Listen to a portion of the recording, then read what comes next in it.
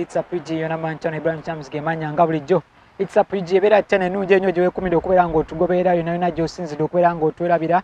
Mbebaza mwena aba subscribing. Keep on subscribing guys, keep on sharing, keep on following. It's a PG for all entertainment shows. Abu Dhabi is the place where we are right now. Tuli wano ku Cubes Hotel, Cubes Club, where see wetugenda okulabira tulabira mwana muwala Chosen Becky, Lecho Namilo, Little Boss, bani bonna lovers look. It's happening today. So ekintu kyangu nnyo, keep on the channel. Berako obenga following up tubenga tukwa all entertainment in Abu Dhabi kudungu wano. Betugenda okubeera nga tukutambuliza okuva ku ntandikwa mpaka tugenda kikomekereza olunaku olwaleero. Nagamba if it's entertainment, it's a PG number channel. The only channel in UAE yosaanidde okuba nga weekipingirako tubenga tukuweereza ebirungi bingi nnyo nnyini ddala. Today it's a lovers look happening right. Follow me.